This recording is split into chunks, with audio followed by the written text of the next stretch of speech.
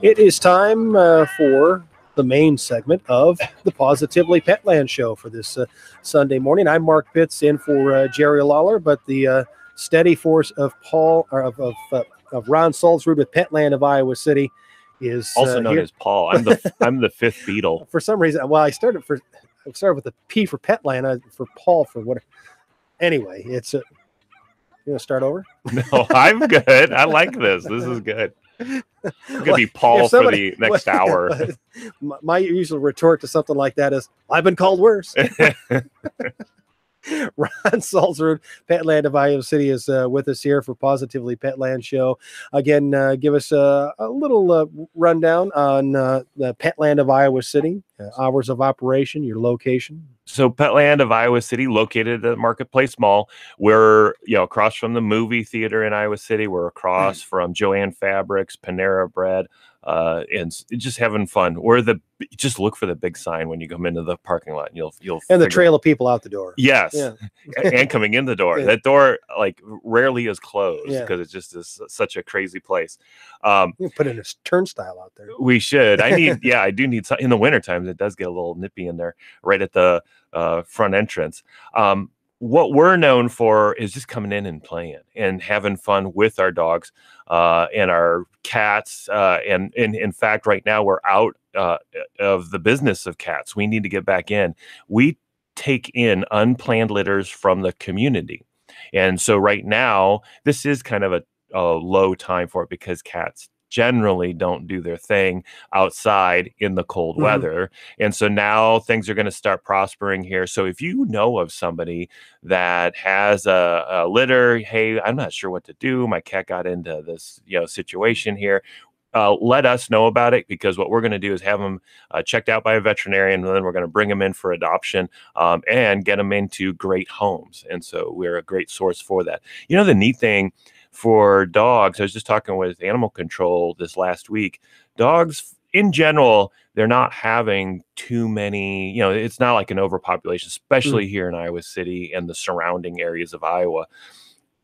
There are some breeds that they're a little overwhelmed with. That the pit bull is a very popular breed. And I think people get into that breed not knowing what they're doing. And that's, so there are some spot issues like that. Cats, though, we were talking about that this year, in that I've noticed for the last about 5 years a really reduction in the amount of unplanned litters, which is kudos. Sure. On the dog side, there is 80% of all dog owners, the statistics say, are getting their dog spayed or neutered. Okay. So that's why that overpopulation is going down. Sure. Cats took a little while to catch up, and they're still catching up. So while there is a little bit of an abundance out there, that's why we do the unplanned litter program. The shelter is also seeing the same thing. Yes. While there are some there, definitely we're not saying there isn't, but it's a lot less than it used to be. So, getting back to Petland of Iowa City. There it is. Come in and play with all of them. Our hours of operation is on Sundays, noon until 6, and then Monday through Saturday, we're open from 10 a.m. until 9 p.m. But again, on Sundays, we adjust that a little bit from noon until 6. Oh, I wanted to point out real quick, because we're in the middle of spring break right now. And I just wanted to point out, we've got a lot of supplies in our store to help you through spring break, because some people will take on another dog of somebody else's because they're taking care of it. Okay. Or they're taking it with them, a cat or dog along with them on a road trip or whatever. Know that we have calming aids, we have kennels, we have play pens, we have all sorts of things to help you through that process, through those temporary needs that you might have. Maybe you brought in a dog from, Jack, who couldn't take care of his dog on spring break because he went down to Florida. Yeah. Do they still go to Florida? Or is it now Mexico or something like that? Yeah. You're finding that the dogs are not getting along. There are some strategies you can use on that, play pens, calming aids, and stuff like that. But come on into the Petland of Iowa City and ask us those questions so we can help you through those situations. If you're traveling, calming aids are key. All it does is takes them down a notch or two. It doesn't put them to sleep or anything like that. And all of a sudden, a howling, whiny dog becomes just hey, I'm here. I'm okay now. Don't worry about me. I'll watch the trees pass as we go along the highway, kind of a thing. So come on into Petland and figure that out with us so that we can help you. Yeah. So, well, yeah, just interject real quick. You know, you mentioned the calming aids and that this week we actually had some thunderstorm activity. Yeah, some thunders that makes our dog Josie a little nervous. Right, and that's where calming aids, just a simple treat, and now they have with hemp in it, so you get that CBD effect as well. And so that's a nice thing to bring them down. We got those thunder jackets as well. I'm always there's all these ways of handling it. Are everybody has a different way of handling it, and you got to try them. You know, calming aids. I remember somebody goes, "Hey, Ron, I tried those calming aids on my dog. I just found out that I had to do, 3 instead of 1 or something like that." And that's what you want to find out on the front end, so that when it happens, you can just plug it in and go, kind of a thing. Yeah, and when they bark, they kind of woof, man. It's just I don't know the dog translation of dude. I'm mellow. Now, I just want to, because we had to address this last week. We have hemp in the products, or the products that we're getting have hemp. This is not marijuana. So Mark's going down a path and going to pull him right back. Doesn't necessarily mean the hemp, just the calming is like, dude, just in general. I'm mellow. Dog's sitting there bobbing his head. Oh yeah. I just wanted to make sure that I don't want to get into trouble or think people are getting into trouble on these. Well, let's get into our breed of the week. This Saint Bernard. That's Saint Bernard. I actually saw. I don't remember exactly where I saw him. Saw one this past week, but they're a big dog. Yeah, big majestic. We have one in the store as we're doing this show, so I never can guarantee that it's going to be there when you come in. So always call if it's a must-have kind of a thing. But we do have a Saint Bernard, really cuddly and already big Saint Bernard in our store puppy. So right now I'm going to Petland, Iowa City. And then clicking on the what about breeds kind of button, and then migrating over to Saint Bernard's. Our website has really good short synopsises of what every breed is like. And so we'll just go through the Saint Bernard right now. So it reads, the Saint Bernard is a giant dog, and it's not going to be the last time it's going to say big. The average weight of the breed is between 140 and what do you think the top end? And this, I'm sure they can go. So starts at 140. That's a small Saint Bernard. What do you think the top end is about? At top end, 205, 260 pounds. Wow. I mean, holy moly, or more. And the approximate height at the withers is 28 to 35 inches. That's a big dog. The coat can be either smooth or rough. The smooth coat being close and flat, while the rough is dense, flat, and more profuse around the neck and legs. I like how they're getting into that detail.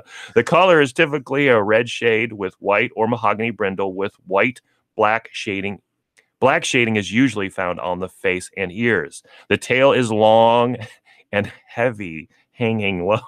It's just everything about this dog is big. Eyes are usually brown, but sometimes can be icy blue, and should have naturally tight lids with haws only slightly visible. That's the skin around the eyes.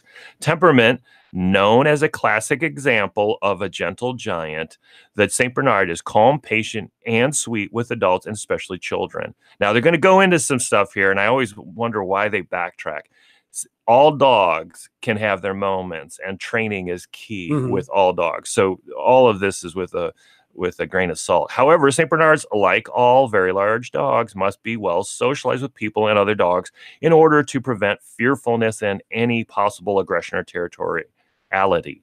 The biggest threat to small children is what? What do you think the biggest threat to small children? That little barrel of booze that they carry around their neck. No, that's root beer. It's root beer in there. Oh, it's okay. Yeah, hitting the child. It falls off and just...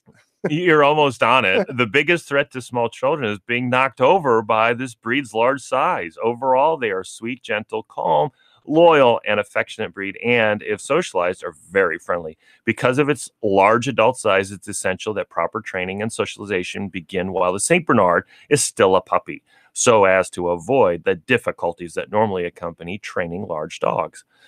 And hey, if you have any training issues, we have linked up with two really, really good trainers in the area.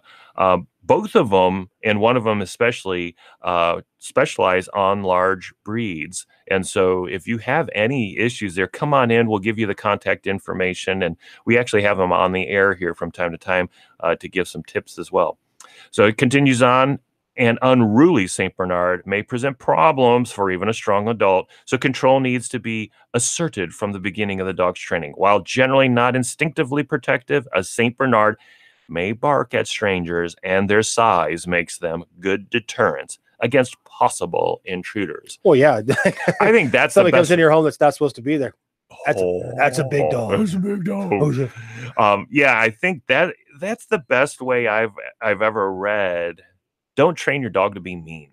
They'll kick it into gear. If you're in trouble or, and you're getting loud or something, you just watch your dog. If you're having fun and getting loud, watch your dog.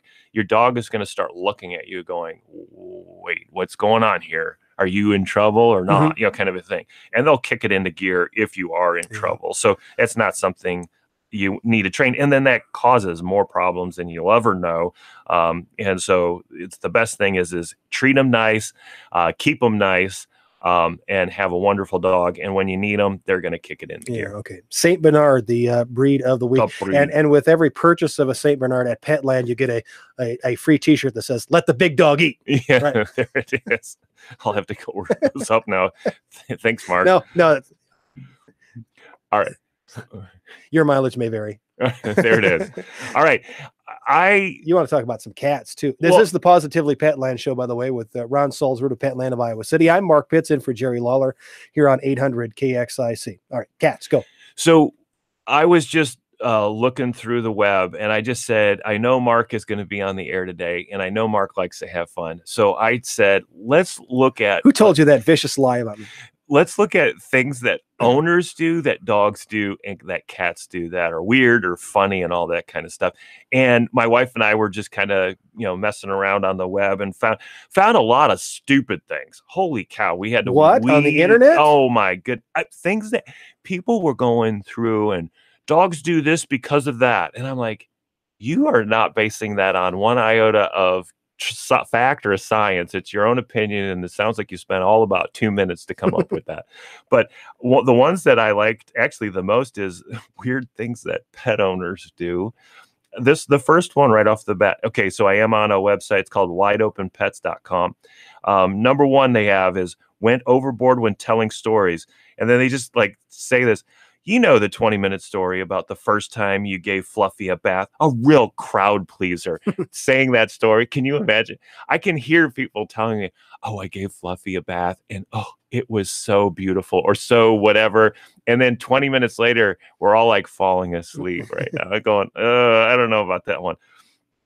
So you make sure to tell to everyone you meet multiple times, once isn't enough and all that kind of stuff. It's not your fault your dog is so relatable. He naturally comes up in every conversation. Are you that kind of a person, Mark? Do you talk about your dogs? I think on a normally low basis. Yeah. Kind of a thing. Yeah. Not very often. What do I do? See, I talk it all day long in the store. Mm-hmm. And so when I'm out of the store, when I'm at home, okay, yeah, I'm all about the pets. But when I'm out and about, I tend to not talk about pets too much, but everybody wants to with me. Oh, hey, and they tell me their dogs. Run. I got something to tell you.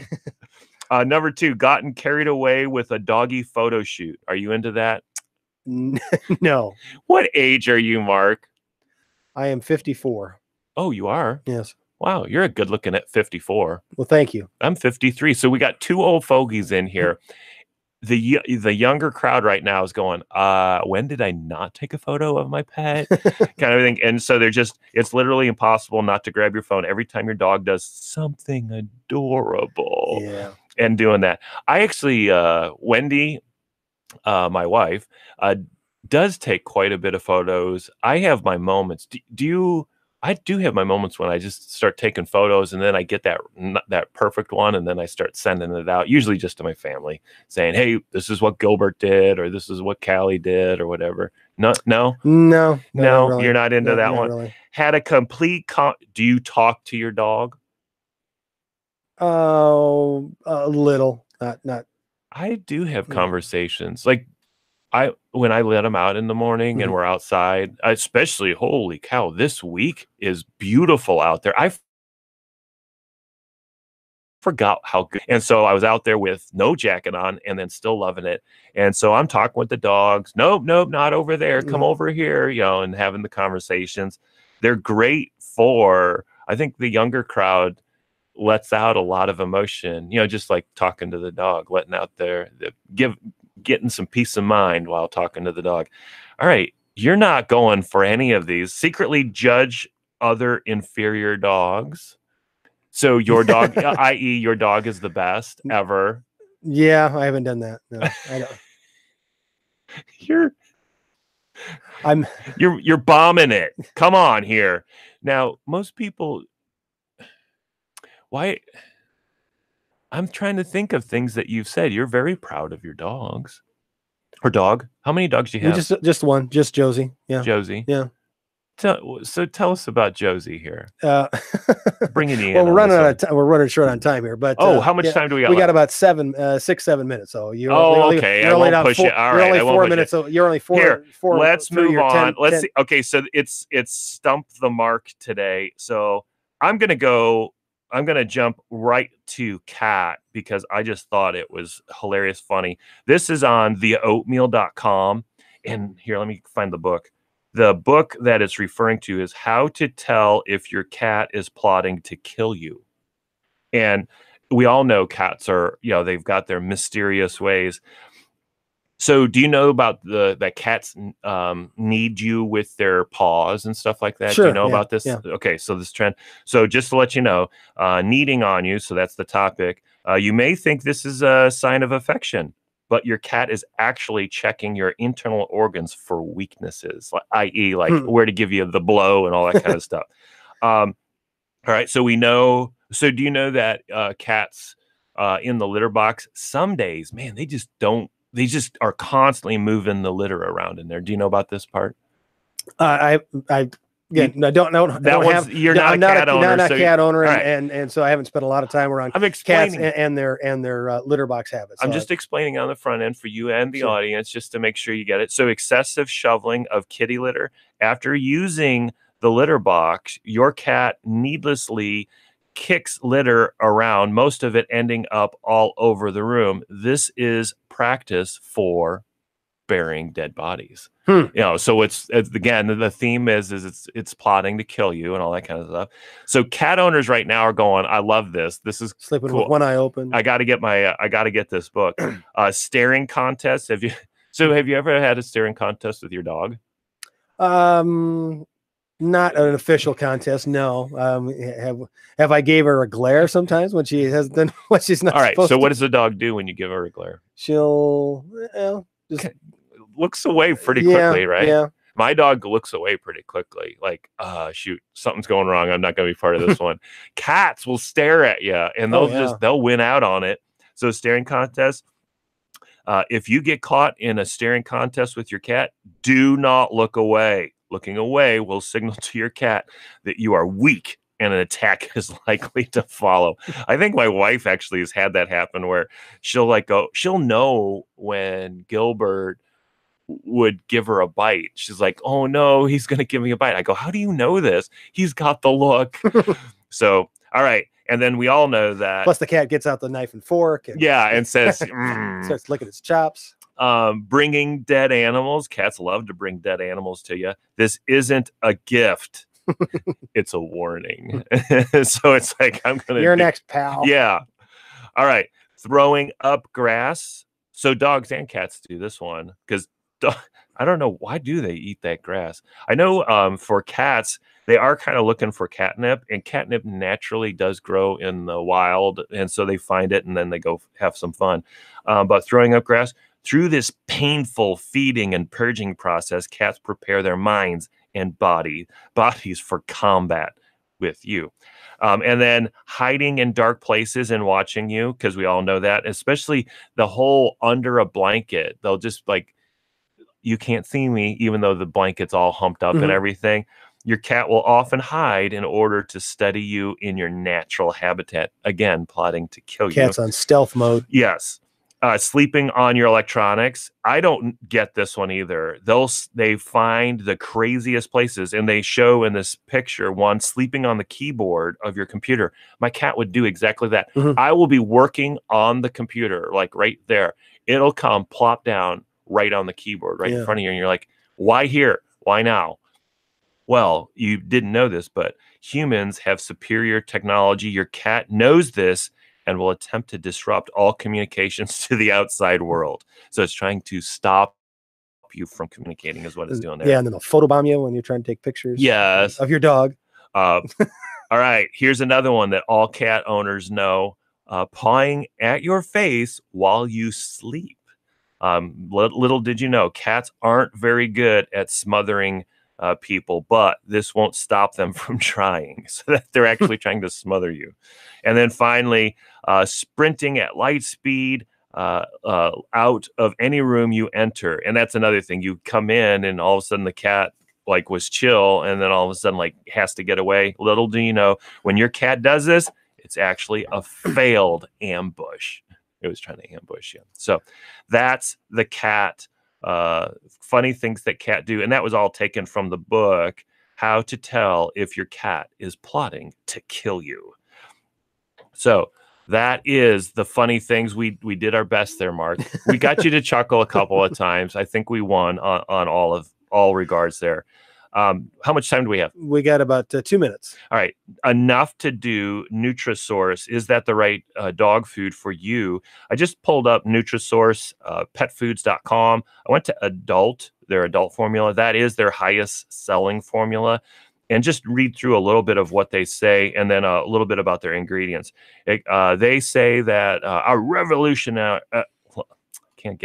revolutionary supplement system, Good for Life, includes 4 key ingredients. They work together to condition, repair, and promote gut health in all animals, often improving health with the very first feeding. So what they're talking about there is they do the probiotics in their food, which is not usual at this point. Dog foods still have not really embraced that, but I know with my dogs, I give them prebiotics. I actually put it in their water and would love it also in their food. I know when we had to go to Science Diet for some prescription food for our dog, I noticed that was one of the things it had in it. It was gut health and and prebiotics. Sure. Bioavailable for your beloved pet's growth and development, cooked with fresh, humanly certified chicken raised on farms. And then from our family to yours, family owned means we can make decisions based on what's best for your family pet. So it's just saying that they're a family owned business, and they still run it.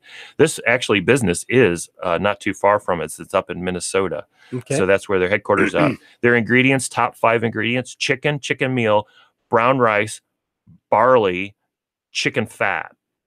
So chicken and chicken meal, they're trying to show that they have a good amount of their protein is coming from that chicken. The chicken meal, don't be afraid of chicken meal. Chicken meal just means it's chicken cooked. And so the fact that it is up high in the ingredients list is a good thing, because it is 300% concentrated compared to chicken. Chicken, if you see that on the ingredients list, is wet weight. Chicken meal just means it's cooked weight. So it's very concentrated. Brown rice, a good carbohydrate to balance out the proteins and the carbs, as well as the barley. And then the chicken fat is a coating. Most dog foods are doing that as a coating around the kibble, and that is to make it very enticing to the dog, so that the dog wants to eat it and all that kind of stuff. The guaranteed analysis tops out at 26% protein and 16% fat, kind of an average available. What I always have a hard time finding out with dog foods is I would like to know, of that 26%, how much of it is based on meat, how much of it is based on plant protein for dogs. They're more intensive on the meat side than we are, and they do require it being a meat source. So when you find these, like say 26 or higher protein levels, you go good. But if you're paying a low price, chances are they're just getting it from a plant-based protein, which is not as good for your dog. In fact, above, I think it's 35 or so percent protein, they actually find that if it's plant-based, it's actually bad for your dog. Okay. They shy away from that. So that is NutriSource in a nutshell. It is a good food. It's right in as far as good quality foods go, it's right in the middle. It's a great product at a great price.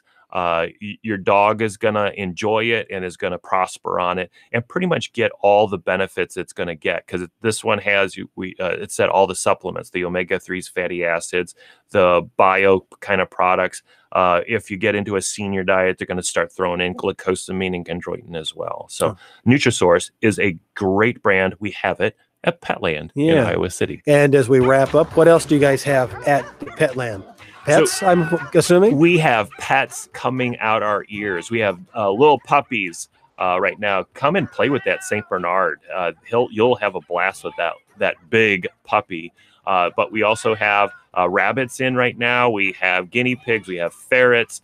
We have hamsters, fish. We have reptiles, all sorts of fun stuff that you can play with. And all of our staff, our pet counselors, are there to help you educate yourself, play, and have fun. Plus, we have supplies for all of your pets. And so come on in and check it out. Take advantage of our buy 10, get one free on all of our dog food and cat food. And take advantage of that $5 nail trim on your furry friend or feathery friend. And if you got your dog or cat from us, it's free. So you can't beat that at all. Okay. And you're welcome to take as many pictures as you want with the dogs at Petland. Yes. And talk to them as long as you want. Yeah, I think thousands of pictures are taken. Stare at them day. if you like. Yeah. You could try some of these techniques. All right. Ron, thank you very much. Thanks. Ron Salzer, Petland of Iowa City. I'm Mark Pitts in for Jerry Lawler. This is the Positively Petland Show on 800 KXIC.